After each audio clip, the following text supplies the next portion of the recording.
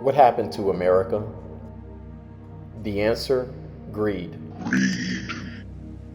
The point is, ladies and gentlemen, that greed, for lack of a better word, is good. Greed is right. Greed works.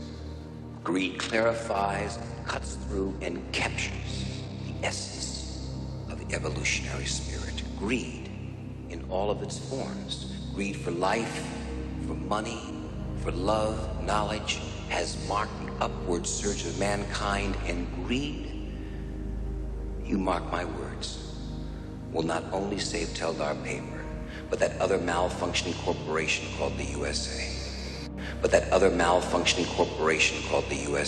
Greed.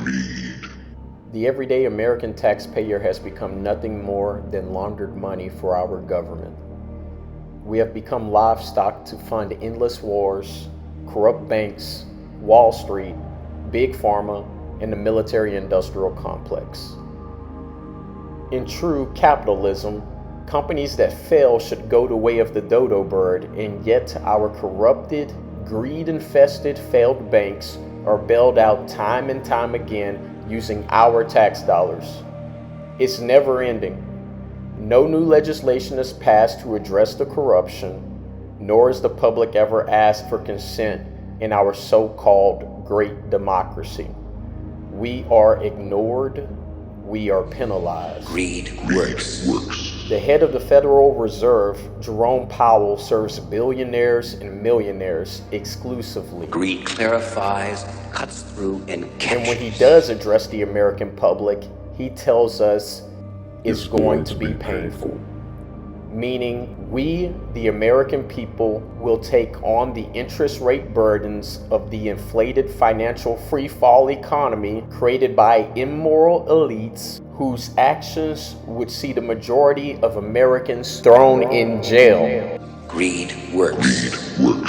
When it comes to the prosperity and needs of average Americans, our politicians claim to have tied hands, but for war, they'll break every rule, including the law, to send troops and bombs without congressional approval.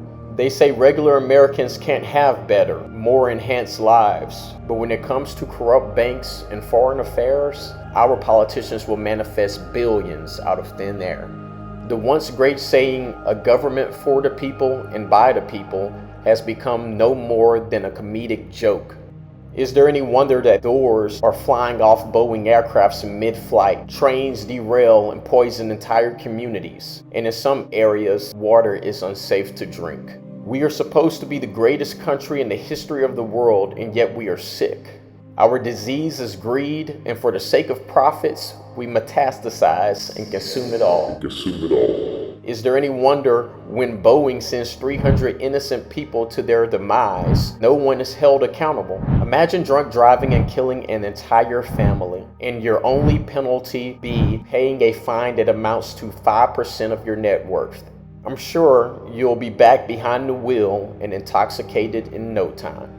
Capitalism should spawn innovation, but currently in America, it spawns stagnating golden shackles, which imprison one's soul to profit above all else. Gone are morality, gone are authenticity, gone are accountability, and in its place is a sinister void of nothingness, beholden to one's insatiable appetite for consumerism. One need look no further than our politicians, more afraid of the foreign country of Israel than their own constituents, all for the sake of campaign money provided by powerful lobbied interest groups like AIPAC.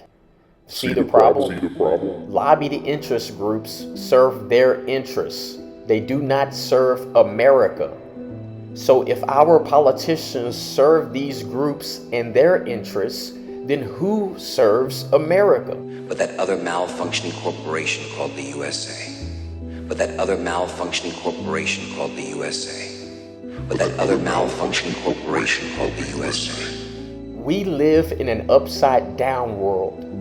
We must begin to place political feet to fire. They will have you believe that Democrats and Republicans are different, but beyond the surface, they are one and the same. Both serve the same master, and it's not the tax-paying public. This series of American Decline will attempt to shine the spotlight on this widening hole between the average American citizen and those who claim to serve us. If you're looking for pro-Democrat or pro-Republican politics, this will not be the place.